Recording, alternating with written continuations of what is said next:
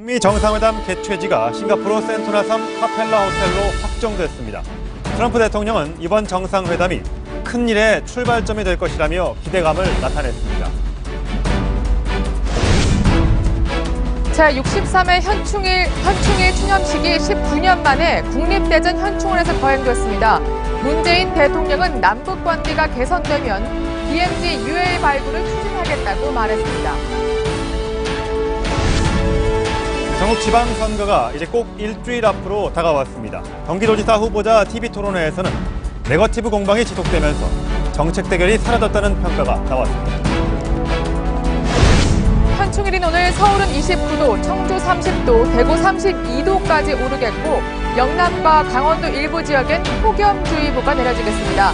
자외선 지수는 매우 높은 수준에 보이겠습니다. 네, 첫 소식입니다. 문재인 대통령이 대전 국립현충원에서 열린 현충일 추념식에 참석했습니다. 보훈은 나라를 나라답게 만드는 기본이라면서 보훈을 더 잘하겠다고 약속했습니다. 네, 그럼 취재기자 연결하겠습니다. 최재원 기자. 네, 청와대 춘추관입니다. 네, 이번 현충일 추념식은 서울이 아니라 국립대전현충원에서 열렸군요. 네, 1999년 이후 두 번째로 이 국립대전현충원에서 열렸습니다. 최근에는 국립서울현충원에서 주로 추념식이 진행되어 왔는데 올해는 장소가 바뀐 겁니다. 대전현충원에는 독립유공자나 군인뿐 아니라 소방, 순직 공무원 등 다양한 분야에서 헌신한 인사들의 묘역도 조성되어 있습니다. 국가 유공자의 범위를 보다 넓히겠다는 의미가 담겨 있습니다. 문 대통령은 보훈은 나라를 나라답게 만드는 기본이라면서 정부는 모든 애국을 공경하는 마음으로 보훈을 더 잘하려고 노력하고 있다고 밝혔습니다. 또 애국과 보훈에 보수와 진보가 따로 있을 수 없다며 애국자와 의인의 삶에 존경심을 가질 수 있도록 우리 국민 모두가 함께 관심을 가져야 한다고 말했습니다. 특히 남북관계가 개선되면 이 비무장지대의 유해 발굴을 우선 추진하고 미군 등 해외 참전 용사들의 유해도 함께 발굴할 것이라고 밝혔습니다. 이와 함께 대한민국 임시정부가 중국 충칭에 설치한 광복군 총사령부 복원은 내년 4월에 완료할 계획이라고 말했습니다. 지금까지 청와대 춘추관에서 전해드렸습니다. 네, 관련 소식 두 분과 함께하겠습니다. 송찬욱 정치부 기자, 장혜찬 시사평론가와 함께합니다. 네, 어서 오세요. 안녕하세요. 네, 이번 현충일 추념식 대전현충원에서 지금 거행되고 있는데요. 오늘 그 주제가 428030이라고 하더라고요. 그래서 대한민국의 이름으로 당신을 기억합니다. 자, 428030 이거 네. 어떤 말인가요? 좀 숫자가 생소할 수도 있는데요. 그렇죠. 이게 어떤 의미냐면요. 지난달 말 기준으로 전국에 있는 10개 국립묘지에 안장된 분들을 모두 합친 숫자라고 합니다. 42만여 명이네요. 네, 모두 다 국가가 잊지 않겠다 이런 의미를 담았다고 할 수 있죠. 그렇군요. 어쨌든 아까 저 잠시 화면에서도 만나보셨지만 문재인 대통령이 오늘 첫 번째 일정은 그러니까 추념식에 참가하기 전에 식전 행사로 참가한 것이 무연고 묘지를 참배했다고 하더라고요. 네, 국가 유공자 중에서 무연고 묘지를 가진 고 김기옥 육군 중사 묘지부터 참배를 했는데요. 예. 지금 국가가 이 유공자들을 한 사람 한 사람 끝까지 다 챙기겠다는 의미를 드러내고 있는 것 같고요. 문재인 대통령은 취임하고 나서부터 따뜻한 보훈이라는 가치를 강조하고 있습니다. 보훈처 장관도 장관급으로 격상을 했던 걸로 기억합니다. 네, 뿐만 아니라 보훈 보상금 2조 원가량 인상했고 국가 유공자들의 의료비 지원을 역대 어떤 정부보다 더 많이 하고 있다. 예. 그런 예산을 많이 쓰고 있다는 점을 더욱더 강조한 것으로 보여집니다. 네. 전체적으로 국가를 위해서 희생한 모든 분들을 하나하나 기억하겠다. 먼저 대통령이 나서서 이런 의미를 강조한 것으로 보이는데요. 오늘 추념식에 낯익은 좀 인물도 포착이 됐습니다. 그 애국가를 부른 4명의 가수가 있었는데요.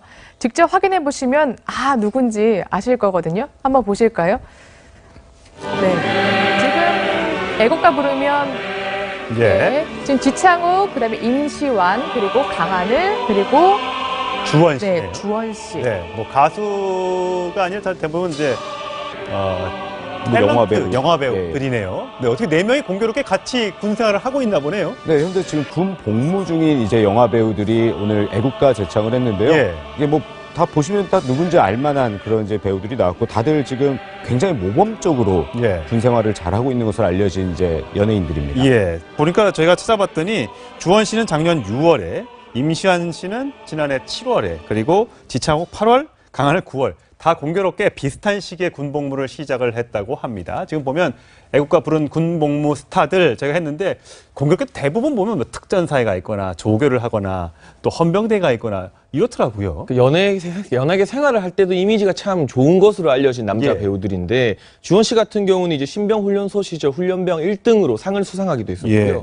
임시완 씨 같은 경우는 특급 전사로 선발됐다고 합니다. 특급 전사 같은 경우는 이제 연예병사 혜택을 받지 않고 예. 일반 병사로서 높은 기준을 충족해야만 받을 수 있는데 그러한 인증을 받았고 최근 들어서 연예인들의 어떤 연예병사 특혜가 우리 사회에서 많은 논란을 낳기도 했었는데 이렇게 바르게 군복무를 하는 우리 연예인 출신 군인들이 호국 보훈 날을 기리는 것도 참 의미 있는 일이었던 것 같습니다. 예. 이렇게 추념식을 할 때마다 물론 호국 영령들을 기리는 것도 중요한 만큼 또 그 추모시를 누가 낭독하느냐도 국민들의 하나의 관심이 되는데요. 오늘은 과연 누가 시를 헌정했을까요? 직접 한번 확인해 보시겠습니다. 우리 모두 초록빛 평화가 되게 하소서. 나라와 민족 위에 목숨 바친 수많은 님들을 기억하며 우리 마음의 뜰에도 장미와 찔레꽃이 피어나는 계절. 경건히 두 손 모아 향을 피워 올리고 못다한 이야기를 기도로 바치는 오늘은 6월 6일. 네, 왜 한지민 씨일까 생각을 해봤는데 최근 그 밀정이라는 영화와 좀 관계가 있지 않을까 생각을 했거든요. 밀정 혹시 보셨어요? 네, 영화 밀정 간략하게 소개드리면 네. 일제 강점기 시대에 우리나라의 어떤 독립무장단체인 의열단 그리고 일본 비밀경찰이 서로 속고 속이면서 독립운동가들의 어떤 사랑과 뭐 아픔을 담은 영화였는데요. 예. 네. 한지민 씨 같은 경우는 여자 주인공이었고 독립운동가 안개순 역할을 맡아서 열연을 했습니다. 예. 그 당시 독립운동가들의 어떤 고뇌를 잘 보여줬다는 평가를 받았기 때문에 이런 국가보훈행사 현충일 행사에 헌시를 낭독하는 역할로 낙점을 받지 않았나 싶습니다. 예. 오늘 뭐 애국가도 연예인들이 불렀습니다. 연예인 출신들 그 군인들이 불렀습니다만 네. 이 추모 헌시도 마찬가지로 연예인들이 많이 등장을 해서 낭독을 했더라고요. 네, 그동안 매년 그 유명 연예인들이 많이 했는데, 네. 뭐 2013년에는 그 김혜자 씨. 국민 엄마 2014년, 김혜자 씨네요. 네. 최불암 씨 뭐 둘 다 뭐 국민 배우다 이렇게 네. 많이 얘기를 듣고, 그리고 2015년에는 현빈 씨가 다 그 해병대 출신으로 굉장히 좀 애국심 있는 그런 맞아요. 모습을 많이 보였고, 예. 그 이서진 씨 2016년에는 이서진 씨였어요. 이서진 씨 같은 경우는 이제 독립운동가인 그 석주 이상용 선생의 또 후손이기도 하더라고요. 예. 그런 좀 의미가 많이 담긴 것 같고요. 최근에 그 2017년 이보영 씨라든지 올해 한지민 씨 같은 경우는 뭐 그 독립운동가의 후손이다 이런 건 좀 알려져 있지 않지만 네. 그래도 이제 그 상당한 좀 인기 있으면서도 굉장히 어느 정도로 반듯한 배우들이고 또 국민들에게 인기도 있고 여러 가지 상징성은 있는 것 같습니다. 네, 그런 상징성을 담아야 이게 큰 국가적 행사이기 때문에 그렇죠. 그런 의미를 담겼다고 봐야죠. 예. 사실 이게 추모 행사가 6월 6일만 또 6월 달에만 이렇게 열리고 국민들이 또 기억하고 오늘 또 태극기 또 개항하는데 잘못 알고 있는 분들 조기를 개항해야 되는데 그냥 일반적으로 태극기를 개항하는 분들도 있어서 이렇게 연예인들이 나오는 행사에서 좀 의미도 되새기고 이런 것도 좀 알려주는 좀 계기가 됐으면 좋겠습니다. 아무래도 연예인들 대중적 파급력이 있기 때문에 평소 이 호국 보훈 행사에 관심이 없었던 분들도 예. 연예인들의 등장으로 인해서 한층 더 관심을 갖게 되는 그런 좋은 의미가 있을 것 같고요. 연예인들 입장에서도 현충일 행사에 참석한다는 것은 대단한 영광이 아닐까 싶습니다. 예. 네. 또 추모 공연 또한 좀 관심을 모으는데요. 어떤 가수가 어떤 노래를 불렀는지도 직접 확인해 보시겠습니다. 나 태어나 이 항상에 군인이 되어 꽃 피어 눈 내리기 삼치며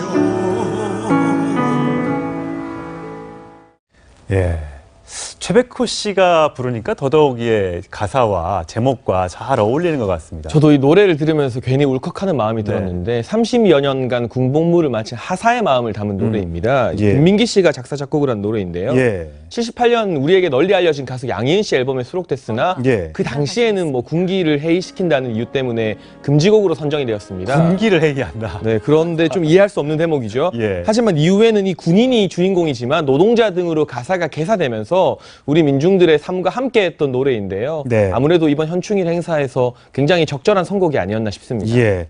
아까 조금 전에 저희가 한지민 씨가 이 추모사를 낭독하는 장면 보여드렸는데 그 추모사를 만드신 분이 이혜인 수녀님인데 이혜인 수녀께서 직접 이 한지민 씨가 낭독을 해줬으면 좋겠다 이런 요청을 해와서 한지민 씨가 낭독자로 결정이 됐다는 소식이 들어와 있습니다. 조금 전에 있었던 현충일 추념식 저희가 자세하게 좀 분석을 해드렸고요. 정치권 소식으로 본격적으로 넘어가 보도록 하겠습니다. 자, 아까 제가 앞에서도 말씀드렸습니다만 지방선거가 이제 6월 6일이니까 딱 일주일 남았네요. 그러니까 지역 일꾼 뽑는 이제 선거인데 여러분들은 과연 누구를 뽑을지 결정하셨습니까? 네, 그런데 후보 간 경쟁이 뜨거워지면서 이 불법 선거 시비도 늘고 있다고 합니다. 공국진 기자가 취재했습니다. 곳곳엔 후보들의 현수막이 빼곡히 걸려 있습니다. 정읍시장으로 출마한 후보만 6명. 경쟁은 치열합니다. 제가 뭐 이렇다 저렇다 얘기할 저기는 아니고 좀 과열을 되고 있는 것 같아요. A 후보는 청원경찰 등이 노조원인 정읍시 공무직 노동조합과 최근 맺은 협약서가 논란이 되고 있습니다. 이 후보는 퇴직금을 더 주기로 노조와 약속하는 협약서에 사인까지 했습니다. 선거관리위원회는 퇴직금 확대 지급이 기부행위를 금지한 선거법에 위반되는지 법리 검토에 들어갔습니다. 연락 체결하는 것 자체가 문제가 되는 건 아닌데 담겨져 있는 내용이 좀 있어서요. 논란이 된 겁니다. 보령시의원 한 후보자는 주민 2명에게 벌꿀 15병을 선물로 줬다가 선관위에 적발됐습니다. 무주에서는 도의원 선거 후보자의 배우자가 2년 전 한 단체에 돼지 1마리를 기부한 사실이 선거법 위반이라며 고발됐습니다. 돼지를 선물로 준 게 이번 선거 출마를 염두에 두고 이루어졌다는 겁니다. 후보자 등으로부터 음식물, 금품 등을 제공받은 모임 주선자에게는 제공된 금액의 50배, 단순 음식물 등을 제공받은 사람에게도 30배의 과태료가 부과됩니다. 표를 불공정하게 뒷거래 한다는 것은 아주 후진성을 면하지 못하는 것 같아요. 중앙선거관리위원회는 선거법 위반으로 검찰 고발 등 모두 1,514건의 제재 조치를 내렸습니다. 채널A 뉴스 공국진입니다. 네, 어제 특히 경기도지사 후보들의 2차 TV 토론회가 열렸는데요. 공약 검증이 이루어지지 않을까 기대를 했었는데 네거티브 공방이 많았습니다. 직접 한번 확인해 보시죠. 바른당 가셨다가 또 탈당하시고 또 복당하시고 이렇게 정치적 일관성도 없고 신념과 가치가 뭔지 알 수도 없는 분에게 약속 이행을 기대할 수 있을까요? 이재명 후보가 오히려 민주당스럽지 않다는 얘기들이 많이 나옵니다. 문재인 대통령에게 가장 먼저 반기를 들고 정말 등에 칼을 꽂을지도 모른다는 얘기를 하는지 자중자애하시기 바랍니다. 2009년 노 대통령 서거에 있던 날 봉하마을로 가는 여배우한테 전화하셨죠? 그런 일 없습니다. 없습니까? 네. 손바닥으로 하늘을 가리는 일이라고 생각합니다. 거대 정당들은 오직 자신들의 이익만 챙기고 있습니다. 강력한 견제 세력이 필요합니다. 네, 좀 많은 얘기들이 나왔는데 일단 뭔가 굉장히 네거티브 검증으로 이어진다는 느낌은 지울 수가 없는 것 같습니다. 처음에는 이재명 후보의 여배우 스캔들로 시끄럽더니 네. 이제는 남경필 후보의 땅 투기 의혹까지 불거졌죠. 네, 얼마 전에 있었던 네. 1차 토론회 때 이 시간 그대로 전해드렸던 것 같은데요. 그때도 네거티브 이전 투구였는데. 재방송하는 것 같아요. 네, 어젯밤도 마찬가지였는데 방금 말씀하신 것처럼 이건 토론에 앞서서 이재명 후보가 공격을 한 겁니다. 네. 이제 남경필 후보가 22살일 때 1987년에 제주도에 땅을 샀는데 또 동생도 2년 뒤에 또 제주도에 땅을 샀는데 이게 그 당시에 5억에 사서 매각할 때는 106억이랬다. 20배네요. 예. 그러니까 땅 투기의 대가다. 이렇게 이재명 후보가 비판을 한 건데요. 이제 남경필 후보 같은 경우는 이거를 이제 부친인 남평우 전 의원이 그 구매를 해서 모두 이제 그 증여세를 납부를 한 것이고 그리고 일부 농지법 위반 논란이 된 땅도 있어요. 그거 같은 경우는 그 작년 4월에 매각을 해서 양도세를 납부했고 이것 또한 기부를 했다. 이렇게 해명을 하고 있습니다.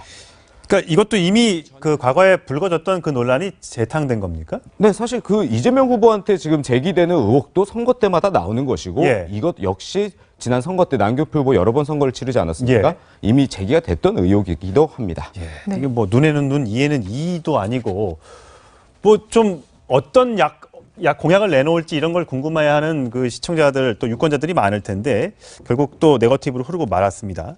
김영환 그 후보 같은 경우는 끝까지 이재명 후보의 그 여배우 스캔들을 물고 늘어지네요. 사실 2차 토론회를 시작하면서 김영환 후보가 국민들에게 사과를 했습니다. 정책 대결에 집중하겠다고요. 예. 하지만 다시 한 번 더 이 여배우 스캔들에 집중하는 모습을 보였는데 1차 토론회에서 김영환 후보가 여배우 스캔들을 집중적으로 제기하면서 당시 포털 사이트 실시간 검색어 1위까지 올랐습니다. 예. 여러 여론조사에서 공표되고 있는 지지율은 지금 낮은 편이지만 굉장한 화제성을 띄었었는데요. 아무래도 그런 부분을 의식했기 때문인지 더욱더 강력하고 집요하게 본인이 이 스캔들이 사실이 아니면 교도소에 가겠다는 말까지 할 정도로 이재명 후보를 지금 공격하고 있는 모습입니다. 아, 그래요? 근데 지금 보니까 굉장히 구체적인 날짜와 또 정황까지 언급하면서 이 후보를 몰아붙였는데 그만큼 좀 자신감이 있다는 뜻 아니겠습니까? 뭐 김영환 후보 말로는 광우병 집회 이후 만나서 낙지집에서 식사를 하지 않았냐는 말을 했고요. 예. 이에 대해 이재명 후보는 차를 한번 태워준 적은 있다고 해명을 했습니다. 이런 건 이렇게 구체적인 거는 도대체 누가 어떻게 알고 있길래 특정한 날 누구랑 같이 여배우랑 낙지집에 밥을 먹으러 갔다? 이것까지 알 수 있었을까요? 낙지집은 사실일지 모르겠지만 예. 이재명 후보가 차를 태워준 것은 인정했지 않았습니까? 예. 그러니까 그 부분은 날짜와 관련해서는 아무래도 김영환 후보 측에서 해당 여배우의 측근으로부터 제보를 받지 않은가 싶은데요. 예. 이게 국민적 관심을 받는 또 경기도지사라는 큰 선거에 어떤 분수령이 되는 진실 논란이 된 만큼 이제는 이 문제의 여배우가 나와서 명확하게 입장을 밝혀야 될 때가 아닌가 하는 국민들의 목소리도 높아지고 있습니다. 근데 이재명 시장 같은 경우에는 문제를 제기했던 김영환 후보뿐만 아니라 네. 그 여배우에 대해서도 법정 공방을 벌일 수 있다라고 경고를 했었잖아요. 네. 그러니까 그 이재명 후보의 지금까지 해명이 일관돼 있습니다. 나름대로. 예. 어떤 거냐면 변호사로서 양육비 문제로 만났을 뿐이다. 만났지만 그거는 의뢰인과 변호사의 관계다. 네. 그 업무적으로 만난 것인지 사적인 만남은 없었다. 이렇게 해명은 일관돼 있기 때문에 예. 그런 조금이라도 다른 무슨 만남이 있었던 것처럼 얘기하는 것은 모두 이제 법적으로 대응을 하겠다. 이런 입장인 거죠. 네. 일단 뭐 선거가 일주일 앞으로 다가왔기 때문에 그 일주일간의 뭐 사실관계를 굉장히 뭐 밝히는 건 어려울 것 같고요. 선거 후에 또 어떻게 흘러가는지 좀 지켜봐야 될 것 같습니다. 워낙 이렇게 여배우 스캔들 얘기만 나오니까 정의당 이홍후 후보가 예. 네, 그만하라며 이제 소리를 높이기도 했는데 네. 어쨌든 계속 공방은 이어가는 것 같아요. 그 이재명 후보가 아예 판넬까지 준비를 해와서 김영환 후보를 또 다시 재공격하는 네. 그런 일까지 있었다면서요. 네, 지금 이제 화면에 보시면 이거 많이 보신 분이 있을 거예요, 이 그림이요. 어떤 그림이죠? 예. 보면 뒤쪽에 보면 네. 한 사람이 앞에 쫓아가면서 이렇게 뭔가 오른쪽 위협을 사람이, 하고 있는 그쵸? 그러네요. 모습이죠. 근데 저 카메라 안에 좀 한번 보시면 예. 네. 단면만 보이기 때문에 이게 마치 반대로 보이는군요. 반대로 앞에 있는 사람이 뒤쫓아오는 사람을 공격하는 것처럼. 그러니까 얼마든지 그 사건의 그 논란의 단편만 보면 네. 왜곡이 될 수 있다. 지금 단순히 그 여배우 스캔들을 의뢰인과의 만남을 이렇게 왜곡을 하고 있는 거 아니냐. 이렇게 좀 그 이재명 후보가 강조를 하고 있는 겁니다. 예. 어쨌든 뭐 1등 후보, 2등 후보 뭐 이렇게 분류할 수는 없겠습니다. 여론조사 결과는 언제든지 바뀔 수도 있는 부분이니까요. 일단 이재명 후보와 남경필 지사의 후보의 이 신경전이 굉장히 날카로웠는데 서로 배신이다 뭐 이렇게 얘기를 하고 있어요. 저는 여배우 스캔들보다는 서로가 속한 정당과 정체성이 맞지 않는다. 네. 서로를 향한 이 검증이 사실 훨씬 더 날카롭고 유권자들이 집중해봐야 될 대목이 아닌가 싶고요.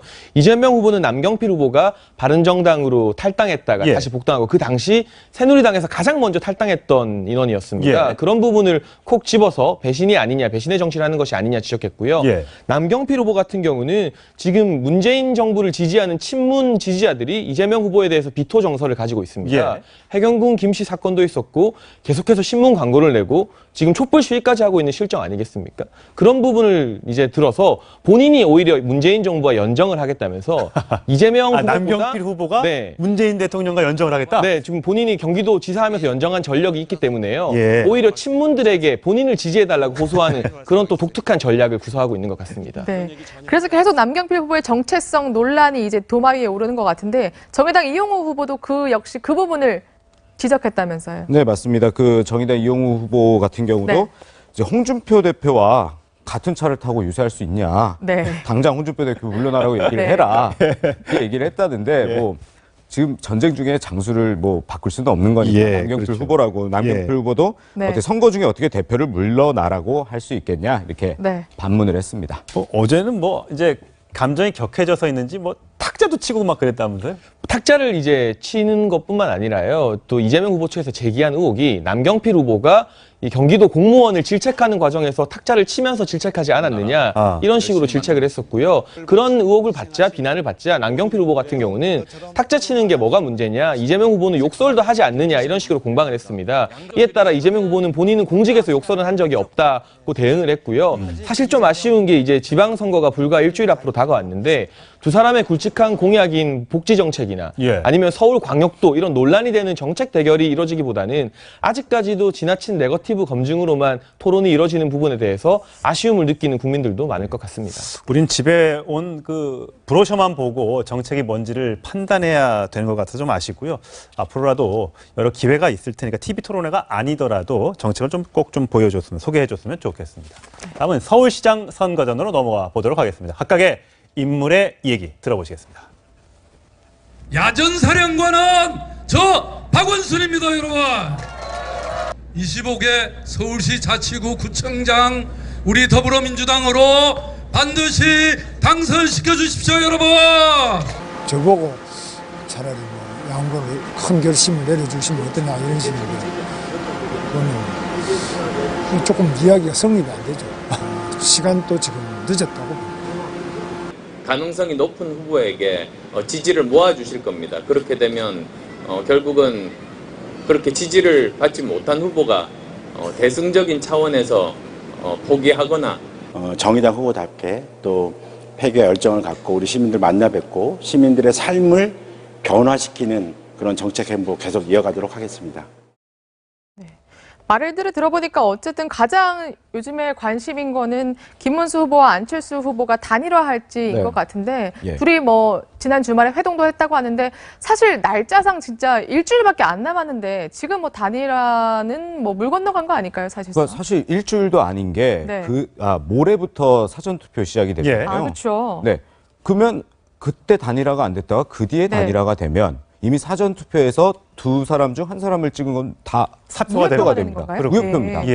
근데 이게 사전 투표라는 게 생각보다 투표율이 높거든요. 어느 정도로 됩니까? 제 기억에 최근에 정확한 숫자가 기억은 안 나는데 한 뭐 20%까지도 투표율이 나오는데 그만큼이 사라진다고 하면 안 그래도 지금 이 박원순 후보가 조금 앞서 있다는 분석이 많은 상황에서 단일화의 효과가 상당히 줄어들 수밖에 없습니다. 그렇기 때문에 마지노선은 오늘이나 내일이라고 볼 수 있는 거죠. 근데 오늘 내일이라 하더라도 이게 여론조사 만약에 그 방식이 이제 결정되지 않았습니다. 한 사람이 그냥 포기해주면 좋지만 보통은 그럼 누가 지지가 더 높은지 한번 대보자. 그럼 여론조사라는 거를 보통 거치잖아요. 정확하신 지적인데요. 보통 단일화를 위해서 여론조사를 하고 그 결과에 승복하는 경우가 많습니다. 하지만 우리가 앞선 단일화 사례를 보면 여론조사 방식을 무엇으로 할 것인지를 가지고 상당히 오랜 기간 후보들끼리 진통을 하는 경우가 많습니다.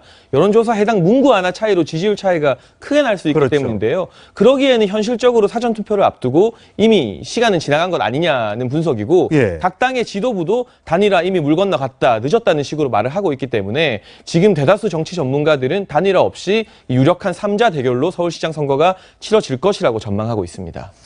어떻습니까? 지금 뭐 물론 결단은 남아 있는 거예요. 8일까지도 있고 설사 아까 말씀하신 대로 단일화 효과가 뭐 감소된다 하더라도 중간에 누가 포기할 가능성은 뭐 단 5%라도 1% 남아 있는 겁니까? 물론 선거 당일 하루 전까지도 단일화를 할 수는 있죠.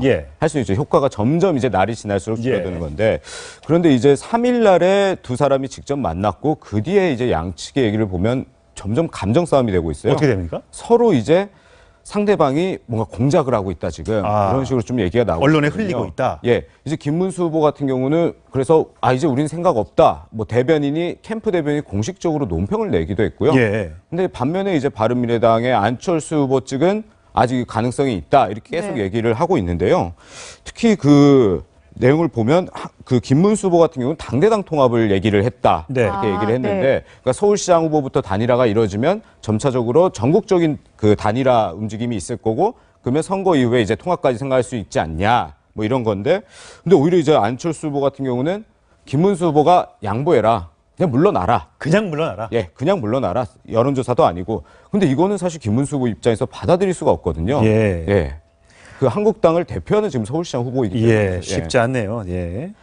근데 뭐 두 사람이 뭐 지난 주말에 논의한 것도 뭐 당에서는 전혀 뭐 알지 못했다는 얘기가 나오고요. 아무래도 아까도 말씀하셨지만 단일화는 정말 쉽지 않겠구나 현실적으로라는 생각이 듭니다. 또 돈 문제도 있는데 네. 서울시장 선거 보정금이 34억 9천만 원이에요. 예. 네. 이미 대부분의 후보가 해당 예산을 다 소진한 상황에서 지금 포기하게 되면 그 선거 비용을 보전받을 수 없습니다. 아, 그렇네요. 하지만 15% 네. 이상만 득표하게 되면 34억 9천만 원이라는 선거 보전금을 이제 국가로부터 받을 수 있기 때문에 네. 지금 자유한국당 같은 경우는 월 임대료, 당사 임대료 1억이 부담되어서 지방선거위에 당사를 좀 싼 건물로 옮기니 많이 하는 게 논의되고 있는 상황입니다. 네. 따라서 이런 돈 문제 때문이라도 단일화가 좀 어렵지 않겠느냐 하는 전망도 나오고 있고요. 네. 서울시장 이번 지방선거에 함께 나오는 구청장, 시의원, 구의원들의 얼굴입니다. 그래서 한 명이 물러나게 되면 다른 기초단체장이나 기초의원, 광역의원 후보들도 선거가 힘들어지기 때문에 여러 부분에 있어서 단일화 걸림돌이 만만치 않은 것 같습니다. 뭐 삼선 도전하고 있는 박원순 후보의 경우에는 좀 비교적 느긋한 표정입니다. 둘이 합쳐도 본인이 더 경쟁력이 있다고 생각해서 그런지 두 사람이 단일화하는 거는 뭐 두 후보와 당이 알아서 할 일이고 단일화하더라도 한계가 있다는 여론조사가 결과가 있지 않느냐 이렇게 이제 얘기를 하고 있습니다. 근데 사실 이 단일화 그 이슈 말고도 어제 김문수 후보가 유세차가 네. 역주행했다는 사진이 공개가 돼서 논란이 됐다면서요? 네, 이게 어제 낮에 이제 점심 시간대인데요. 그 여의도역 인근에서 네. 선거 유세를 하다가 이게 유세차가 역주행을 했습니다. 예. 아, 바로 저 장면이군요. 네, 맞네요. 보시다시피- 택시가 맞은편에서 오고. 저 얼마나 위험한 일이에요? 택시가 지금 오고 있죠. 예. 그러니까 역주행을 하고 있는 건데 이제 김문수 후보 측에서는 이제 언론사들이 취재를 와서 좀 이렇게 움직임을 달라 이렇게 해서 그런 요청을 받아서 움직였다고 하는데 네. 그래도 선거운동을 하는데 도로교통법은 상당히 위험하네요. 예. 저기 안에 그냥 타고 있기 때문에 혹시라도 부딪히면 크게 다칠 수 있는 부분이잖아요. 네, 김문수 후보 같은 경우는 뭐 전혀 이게 모르는 역주행하는 것 자체를 네. 모르는 듯한 모습인데 이제 뭐 기자들이 요청을 해서 했다고 하는데 아무리 선거운동 급하고 하더라도 법은 지켜야 되지 않을까 네. 생각을 합니다. 박원순 후보의 말도 좀 전해드릴까요? 네. 네. 저는 이번에 3선이어서 매일 3선 간짜장, 3선 짬뽕을 열심히 먹고 있다라고 했습니다. 이거 제 개그네요. 네, 개그할 만큼 여유가 있는 거겠죠? 예, 안철수 네. 후보도 말 보여주실래요? 네. 제가 울버린처럼 회복이 빠른 편이라 목을 많이 쉬거든요. 목도 금방 들어오고 피부가 타도 금방 회복된다. 자, 참고로 오른쪽에 있는 영화 캐릭터가 울버린인데 비슷하게 보입니까? 뭐 울버린 같은 경우는 상처를 입어도 금방 회복하는 캐릭터인데 안철수 후보는 그동안 뭐 잡스, 샌더스, 마크롱 등 굉장히 다양한 유명 인사와 자신을 비교했고요.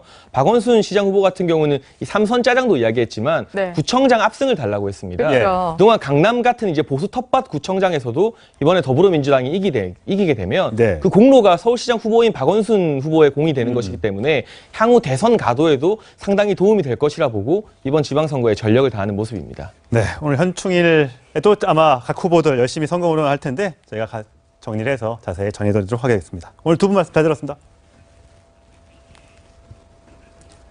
네, 다음 소식입니다. 역사적 만남이 될 북미 정상회담의 장소가 확정됐습니다. 미 백악관 대변인은 북미 정상회담이 싱가포르 산토나 섬에 있는 카펠라 호텔에서 열릴 것이라고 발표했습니다. 네, 그럼 자세한 내용 취재기자 연결하겠습니다. 권오혁 기자.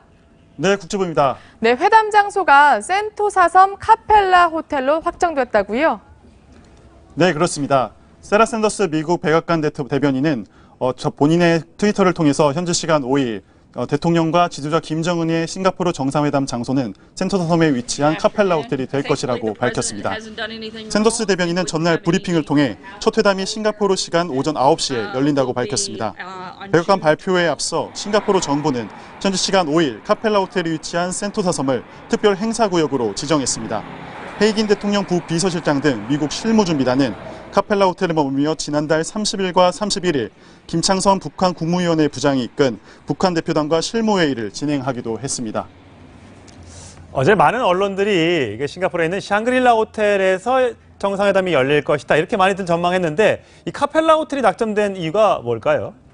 네, 카펠라 호텔이 최종 장소로 선정된 데에는 북미 정상의 경호와 보안 문제 등이 최우선으로 고려됐기 때문으로 보입니다.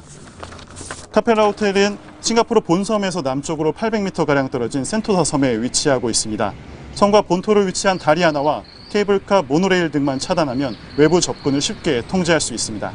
외신들은 복수 소식통을 인용해 경호와 보안 문제가 본인의 북한 인사들에게 주요 관심사였다며 경호 보안 문제가 장소 선정의 최우선 고려사항이었음을 시사했습니다. 트럼프 대통령과 김정은 위원장이 묵을 숙소는 현재까지 확정되지 않았습니다. 네, 숙소가 확정되지 않았더라도 북한 대표단의 싱가포르 호텔 비용은 어쨌든 나올 거고 또 누가 낼지 이제 관심인 건데요. 이에 대해서 미국 측이 입장을 밝혔죠. 네, 그렇습니다. 미국 국무부 나워트 대변인은 현지 시간으로 5일 정례 브리핑을 통해서 미국 정부는 북한 대표단의 호텔 비용을 지불하지 않을 것이라고 못 박았습니다. 나워트 대변인은 북한이 다른 나라들의 비용을 지불해달라고 요청하지는 않았다고 덧붙였습니다. 김정은 위원장의 호텔 비용에 대해선 싱가포르 정부와 반핵단체 핵무기 폐기 국제운동 측이 부담하겠다고 밝힌 바 있습니다. 북한이 자비 부담할 가능성도 점쳐집니다. 지금까지 국제부에서 전해드렸습니다. 네, 이제 일주일도 채 남지 않았습니다. 오늘 6월 6일이니까 북미 정상회담 12일, 6일 남았습니다. 세계의 눈과 귀가 쏠리고 있는 그곳으로 한번 가봐야 될 것 같은데요. 자세한 이야기 김석향 이화여대 북한학과 교수와 얘기 나눠보겠습니다. 어서 오세요. 안녕하십니까. 네. 자, 사실 아침 9시면 보통 제가 정상회담을 취재해봐도 10시나 오후로 많이 하는데 이렇게 9시로 결정된 이유 어디에 있다고 보십니까? 저는 그 시간 들을 때 미국 시간을 생각을 했었어요. 이게 정확하게 우리한테는 일단 딱 12시간 지금 차이가 날 텐데 그 우리하고 이제 시간 차이가 싱가포르하고 있으니까 1시간 차이고요. 네. 그러니까 우리 시간으로는 이제 아침 10시가 되고 미국 워싱턴 시간으로는 밤 9시라고 하더라고요. 그렇죠. 그러니까 그게 이제 동부 시간이 아침 9시면 밤 9시면 그러면 그 LA 쪽의 서부 쪽 시간은 아마 저녁 6시 그 정도 정도가 되니까 웬만한 사람들은 집에 앉아서 텔레비전 볼 수 있는 그러니까 미국 본토는 적어도. 그러니까 많은 국민들이 본인에게 집중하기 위해서 시간을. 네, 그러니까 아마 그걸 고려하지 않았을까 하는 생각이 들고 이게 물론 트럼프 대통령이 많은 국민이 미국 국민이 나를 봤으면 좋겠다는 생각도 들지만 또 한편으로는 이게 만약에 싱가포르 기준으로 아침 10시쯤 회담을 시작하면 이미 밤 10시거든요. 그러니까 생체 리듬이 그거 적응하는 거 누구한테도 쉽지 않은 일인데 그래서 그것도 고려하시지 않았을까 하는 생각도 과거에 들고요. 뭐 TV쇼 진행도 해서 어떻게 하는 게 이제 이목을 받을까봐 잘 알고 있는 트럼프 대통령이라서 그런 걸 좀 고려하지 않았을까 생각이 들고요. 어쨌든 장소가 오늘 공개가 됐습니다. 이 카펠라 호텔이라고 하는데 뭐 저희가 그 후보군에 넣어놨습니다만 조금 덜 가능성이 있다고 봤는데 카펠라 호텔로 결정이 됐어요. 어떻게 보세요? 저는 사실은 처음 들었을 때 저는 사실 그 호텔명은 정확하게 몰랐고 그러니까 센토사 섬에 있는 호텔이라고 하기 때문에 저기를 하지 않을까 하는 생각을 했었어요. 섬이어서? 네. 그러니까 왜냐하면 그 센토사 섬이라는 곳이 굉장히 화려하고 큰 집들이 많은 곳인데 평소에는 거주 인원이 그 입주 가정부들만 계신다고 합니다. 그러니까 거의 일단 일상적으로 사람들의 왕래가 없군요. 네, 상주하는 주민의 숫자가 그닥 많지 않은 곳이에요. 그러니까 왜냐하면 거기 있는 그 좋은 집들의 주인들이 주로 뭐 할리우드 배우라든지 외국 사람들이 네, 굉장히 유명한 분들이고 1년에 며칠 거기에 그러니까 휴가 때 오셔서 별장처럼 이용하는 동네군요. 네, 그래서 별로 뭐 그러니까 일상적으로 거주하는 분들은 주로 그 동네에 있는 그 입주 가정부들이 많아서 굳이 그렇게 그러니까 그 사람 눈길이 그렇게 많지 않은 곳이고 또 아까 그 기자분들이 말씀하셨는데 몇 군데만 막으면 뭐 그 보안? 보안과 경호. 그런 문제가 아주 확실하게 처리가 될 수 있어서 뭐 북한의 이제 그 김창선이라는 분이 거의 집사처럼 활동을 하잖아요. 그분이 보기에는 다른 거보다 제일 중요한 게 그 경호 문제가 제일 중요하지 않았을까 하는데 그런 점을 고려하면 아마 거기가 굉장히 강점을 지닌 곳이라는 생각이 들었습니다. 트럼프 입장에서는 이제 시간을 본인이 원하는 시간을 얻었을 것 같고요. 또 김정은 위원장은 뭐 첫 번째 중국을 제외하고는 첫 번째 해외 이제 방문이기 때문에 경호나 이 보안을 엄청나게 중요시했기 때문에 혹시 북한 측의 요구가 좀 받아들여진 게 아닌가라는 추측도 해보겠습니다. 과연 관심은 트럼프 대통령과 김정은 국무위원장의 만남뿐만 아니라 다른 사람들은 누가 참석할 것이고 또 누가 어떻게 만날 것인가 이 모습도 굉장히 관심의 중심에 설 것 같은데요. 과연 김정은 국무위원장의 여동생인 김여정이 과연 이번 싱가포르에 동행하게 될지, 그다음에 또 트럼프 대통령의 딸인 이방카가 또 오게 될지, 두 사람이 만날지 이거에 관심이 쏠리고 있습니다. 한번 과거에 한국을 찾았을 때 모습 보시겠습니다.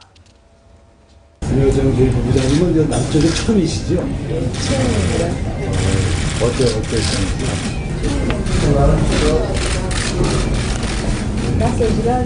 잘 연출됐습니까?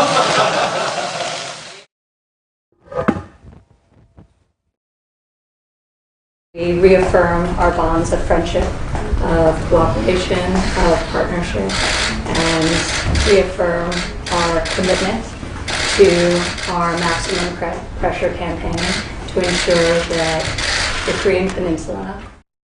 지금 이방카는 맥시멈 프레셔라고 해서 2월 달만 하더라도 이 북미 정상회담이 열릴지 또 이렇게 가까워질지 몰랐을 때니까. 근데 최근에 트럼프 대통령이 더 이상 맥시멈 프레셔란 말을 쓰지 않겠다라고 했었거든요. 아니, 쓰지 않고 싶다고 말씀을 하셨죠. 쓰지 않겠다고 하시지는 않았고 쓰지 않고 싶다고 말씀을 하시면서 그런데 뭐 제재 방법이 굉장히 많다 뭐 이런 말씀도 하시니까 안 하겠다고 얘기를 하면서 또 그런 가능성은 다 열어두기는 하는 것 같다는 생각이 들었습니다. 김 교수님 보시기에는 이번에 그 두 사람 김여정과 이방카가 동행할 것 같습니까? 안 할 것 같습니까?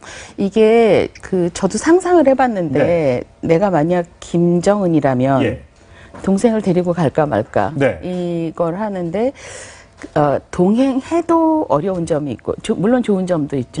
그런데 평양에 동생을 두고 가도 또 어려운 점이 있고 뭐 그런 것 같습니다. 두고 갔을 때 어려운 점은요? 일단 동생을 거기 두고 갔을 때는 이게 원래 정상회담을 할 때 부부가 이렇게 나서서 한쪽의 모습과 또 그 부인의 모습이 부족한 부분을 채워주는 역할을 어디서나 하게 돼 있거든요. 그런데 미국 대통령의 그 영부인이 안 온다고 하니 그렇죠. 멜라니아에서 안 온다고 그 상황에서 부인을 대동하는 건 좀 약간 이상하거든요. 그러나 그 동생을 데려간다고 하는 거는 이 김여정이 그동안 맡았던 역할이 있잖아요. 실무 비서처럼 움직였으니까 그거는 말이 되는데 그렇게 데려갈 경우에 얻을 수 있는 효과를 아무래도 잃겠죠. 근데 혹시 이제 항상 걱정이 평양을 비워놓고 갔을 때 그 점이 혹시 모를 이제 그런 그 점이 염려. 그런 사태잖아요. 근데 김여정을 만약에 동생을 두고 오면 그런 위험이 없어지는 건가요? 없어지지는 않죠. 그렇긴 하지만 최소한 자기가 있을 때의 뭐 한 80%, 90%, 왜냐면 긴급한 상황이 발생했을 때 어떻게 대처하느냐의 문제인데 어디에 누구한테 무엇을 지시하고 빨리 대처를 하느냐. 이거를 아무래도 그 핏줄이 다른 최룡해 같은 사람이 결정을 내리기는 쉽지 않거든요. 그러니까 뭔가 허락을 최소한 받아야 되는데 김여정이라면 그거를 일단 대처를 해놓고 그 다음에 이제 상황이 이렇게 돼서 내가 어쩔 수 없었다라고 말할 수 있는 위치이기 때문에 그게 강점인데 그 대신 그 사람을 두고 가면 얻을 수 있는 예를 들어서 이방카 김여정의 만남 같은 거는 굉장히 그림이 또 나름 좋거든요. 근데 그래서 얻을 수 있는 효과는 어쩔 수 없이 잃어버리겠죠. 그러니까 선택을 어느 쪽으로 할 것인가를 갈등하고 있지 않을까 하는 생각을 마지막까지 하고 있습니다. 6일밖에 안 남았기 때문에 정말 수행하는 사람이 누가 될지 정말 관심이 쏠리고 있습니다.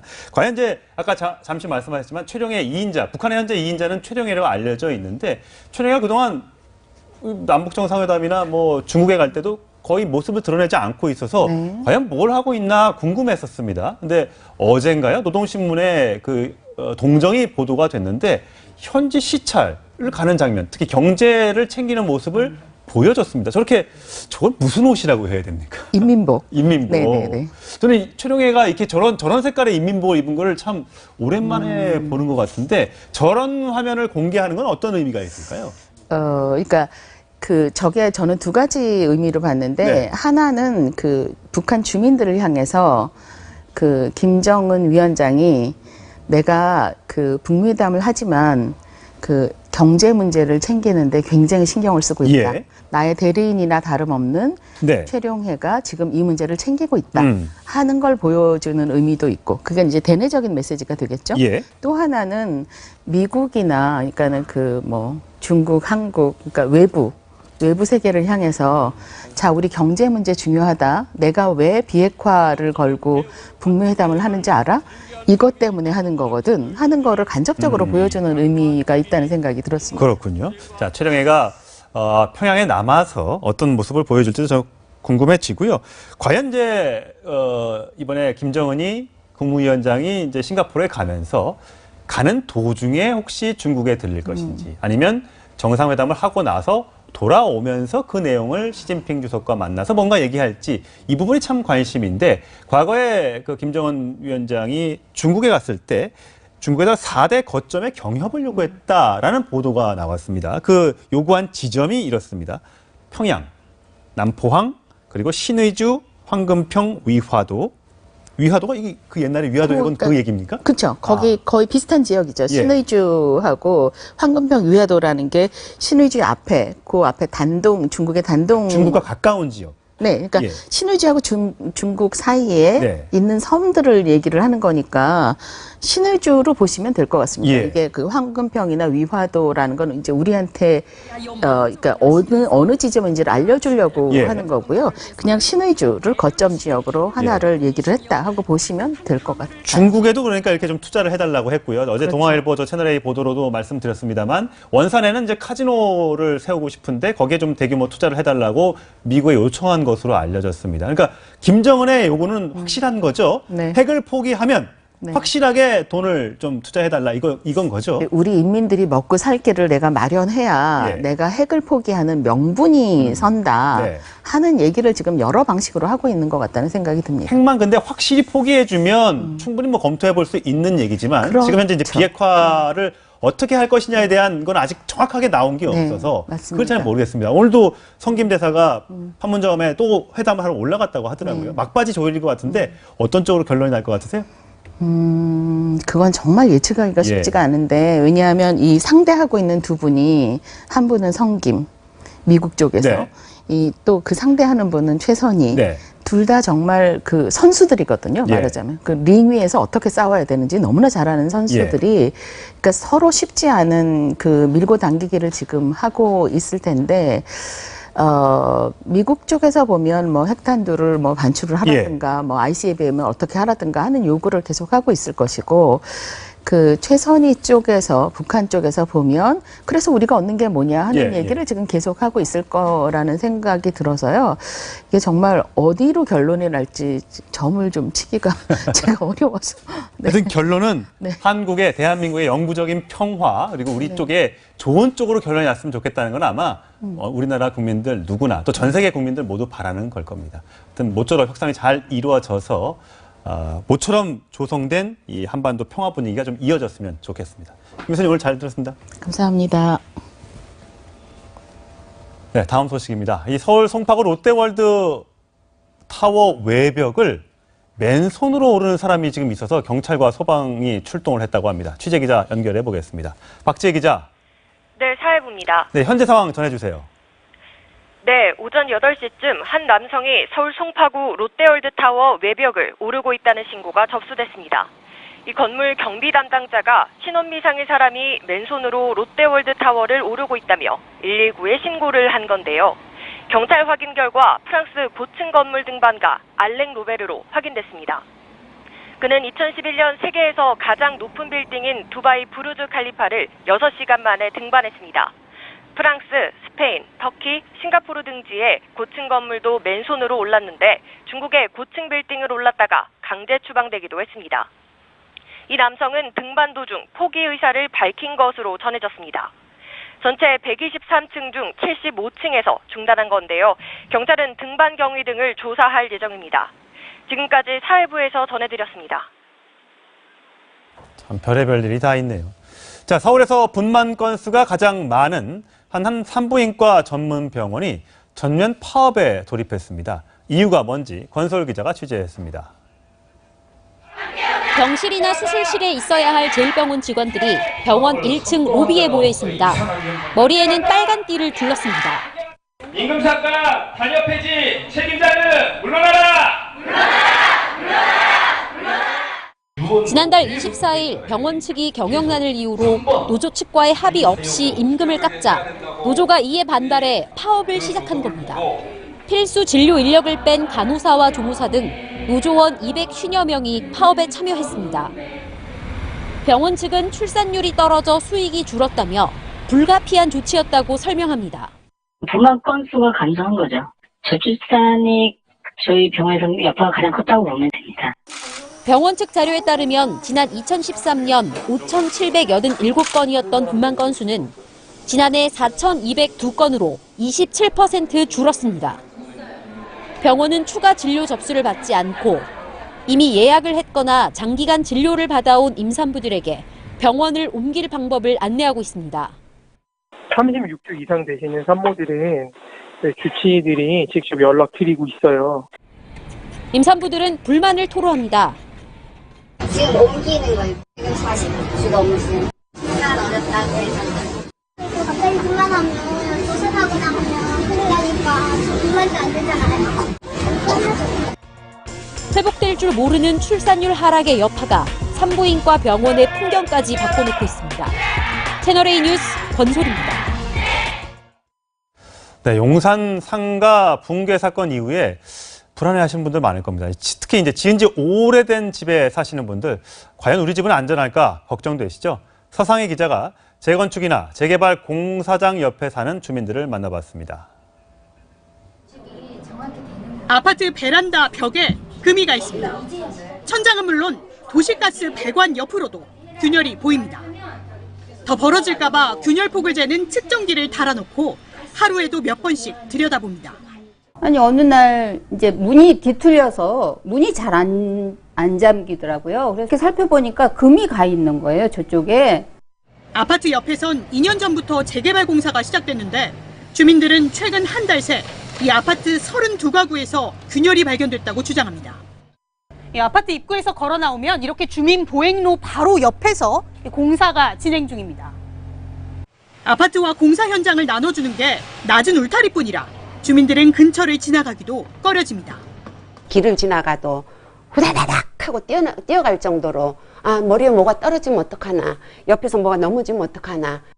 주민들의 진정을 접수받은 해당 구청과 재개발시 공사는 균열의 상태를 지켜보고 공사와의 관련성을 판단한다는 입장입니다. 서울 영등포구의 주택가, 현관 앞 콘크리트가 바닥에 떨어져 있습니다. 금이 간 곳도 보입니다. 지난달 바로 옆에서 재건축을 위한 철거 공사가 시작된 증상인데 70대 노부부는 밤잠을 잃어버렸습니다. 불안하고 초조하고 잠을 못 자고 이렇게 목이 마르고 누굴 이렇게 만나면 불안해갖고 막 덜덜덜덜덜 막 떨려 그냥. 공사 영향으로 보이는 피해가 나도 인과관계 입증은 쉽지 않은 게 현실입니다. 재개발, 재건축 공사 현장 주변에 안전 실태 파악이 시급합니다. 채널A 뉴스 서상입니다.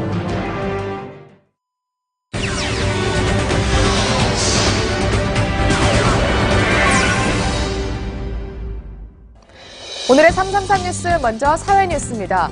우도수에 벗은 군인들 위로 처참히 끊어진 금강 철교가 보입니다. 갓을 쓴 남성 3명은 미군 전투기 날개 위에 올라섰는데요. 현재는 볼 수 없는 저에게도 굉장히 이렇게 낯선 모습들입니다. 이 사진들은 6.25 전쟁 당시 한 주한미군으로 복무한 고 토마스 상사가 찍은 컬러 사진들로 최근 230여 점이 공개됐습니다. 외손자가 몇 년 전에 이 사진들을 발견하고 우리 육군에 기증했다고 합니다. 어제 낮 경북 영천시의 한 새마을 금고에 강도가 침입해 현금 2천만 원을 빼앗아 달아났습니다.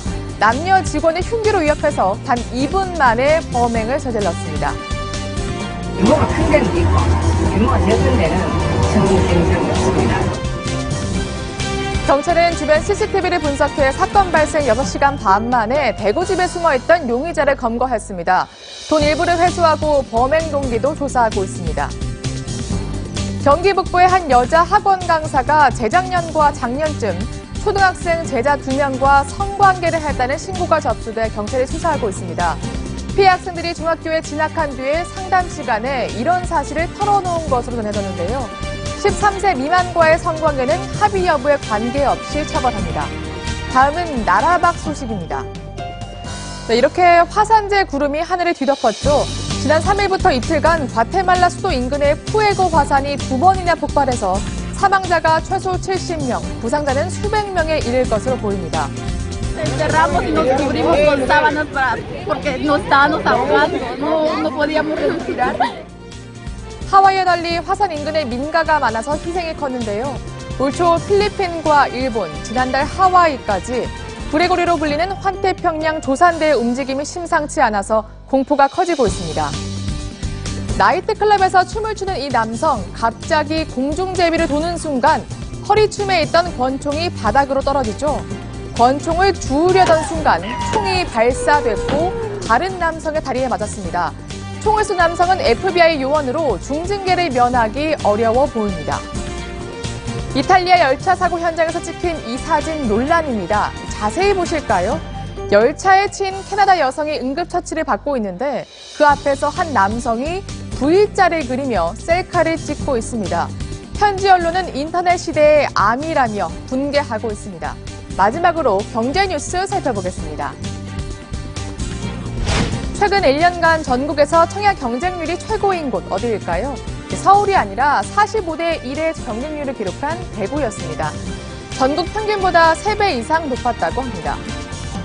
한국소비자원 조사 결과 서울 지역에서는 대표 외식 메뉴 8개 가운데 자장면을 제외한 7개가 모두 가격이 올랐습니다. 특히 냉면 가격이 1년 새 10% 올라서 9,000원에 근접했습니다. 가격이 싸서 인기 있는 이케아의 유리컵. 많이들 쓰시죠? 그런데 컵이 폭발한다는 증언이 잇따라 나와서 논란입니다. 강화유리 특성상 깨질 수 있다는데 여전히 판매되고는 있어서 소비자들의 불안감이 커지고 있습니다. 지금까지 333 뉴스였습니다.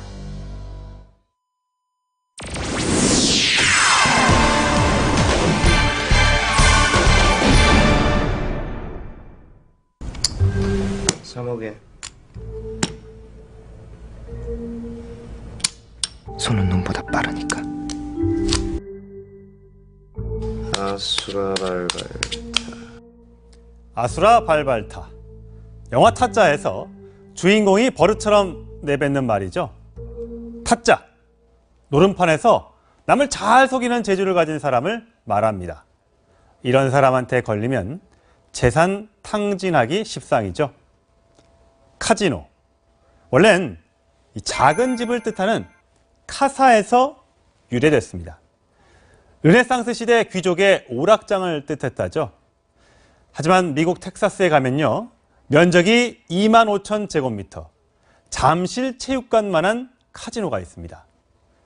카지노는 지역에 막대한 경제적인 이익을 가져다 줍니다. 도박과 관광의 도시 마카오는 서울 종로구 정도 크기밖에 안 되지만 올해 도시의 매출액이 무려 31조 원에 이를 전망이라고 합니다.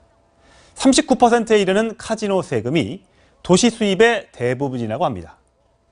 국내 유일의 내국인 출입 카지노인 강원랜드의 경우 지난해 매출액이 무려 1조 6천억 원이 넘습니다. 하지만 도박의 폐해 때문에 법적으로 철저한 통제와 관리가 이루어집니다. 대한민국에서는 강원랜드를 제외한 모든 카지노는 외국인들만 들어갈 수 있는 외국인 전용이고요. 강원랜드 역시 이 강원 주민들은 한 달에 딱 한 번만 입장할 수 있습니다. 그런데 이런 카지노가 강원도 원산에 생길지 모르겠습니다. 김정은 북한 국무위원장이 김영철 부위원장을 통해서 트럼프 대통령에게 이렇게 제안했거든요. 카지노 건설을 좀 도와달라고요. 거래의 달인, 사업의 귀재로 불리는 트럼프 대통령이 어떤 반응을 보였는지는 아직 알려지지 않고 있지만 기자들 앞에서는 이렇게 말했습니다. Well, what's going to happen is South Korea will do that. No, I don't think the United States is going to have to spend. I think South Korea will do it. I think China, frankly, China will help out.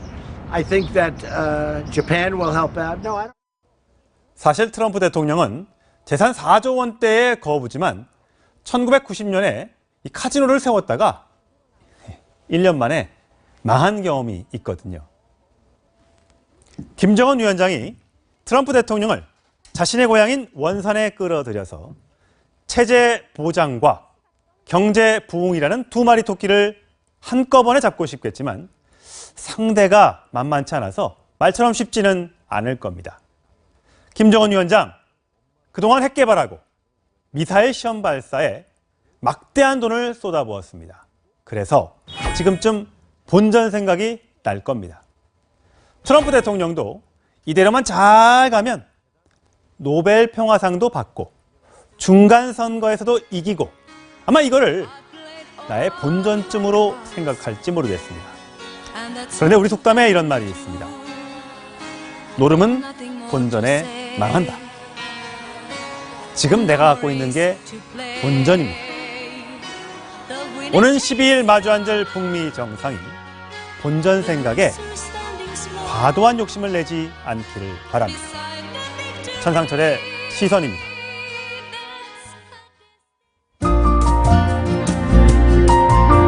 절기상 망종이자 현충일인 오늘 다시 불볕더위가 찾아왔습니다. 영남 일부 지역에는 4일 만에 폭염주의보가 내려졌고 강원 북부 동해안에도 올해 처음으로 폭염특보가 내려졌습니다. 한낮에 경북 의성은 33도, 대구는 32도까지 오르겠습니다. 오늘 남부지방에 계신 분들은 폭염 대비 단단히 하시기 바랍니다. 오늘 볕이 강한 만큼 한낮에는 전국에서 자외선 지수가 매우 높은 단계까지 오르기 때문에 자외선 차단제 꼼꼼하게 바르셔야 되고요. 오존 농도까지 높아지겠습니다. 곳곳에 오존주의보가 발령될 가능성이 있는 만큼 호흡기 관리에도 신경 쓰시기 바랍니다. 자세한 낮 기온 보시면 서울이 29도, 춘천 32도, 대전 30도로 대부분 30도 안팎까지 올라 무척 덥겠습니다. 기온이 크게 올라 대기가 불안정해지면서 오후 한때 강원 남부산지와 영남 내륙으로는 5에서 10mm의 소나기가 지나니까요. 잊지 말고 우산 챙기시기 바랍니다. 미세먼지 농도는 오후부터 보통 수준을 회복하겠습니다. 맑고 더운 날씨는 이번 주 토요일까지 이어집니다. 일요일 전국에 비가 내리면서 낮더위가 주춤할 것으로 예상됩니다. 뉴스에이 라이브 날씨였습니다. 풀리지 않는 피로엔 액티넘 EX 플러스. 피로가 쌓여 생긴 통증 개선엔 액티넘 EX 골드. 전 세계 판매 1위 액티넘으로 피로에서 통증까지 스트라이크. 액티넘. 올라간다. 세상의 높이가 우리가 만든 길을 따라 세상은 위로 넓어진다. 수직의 길로 세계를 넓히다. 현대 엘리베이터. 변비, 쥐어짜는 건 힘들죠? 수분을 흡수한 식이섬유가 장을 채우고 비워 배변 리듬을 찾아드립니다. 시원한 맛 남기도록 채우고 비우는 아락실. 알았죠? 아락실. 많이들 먹는 거래요. 그래? 괜히 1등 하겠어? 아로나민 하는 데는 이유가 있죠. 1위 아로나민 골드. 이름값을 하니까. 드신 날과 안 드신 날의 차이 경험해보세요.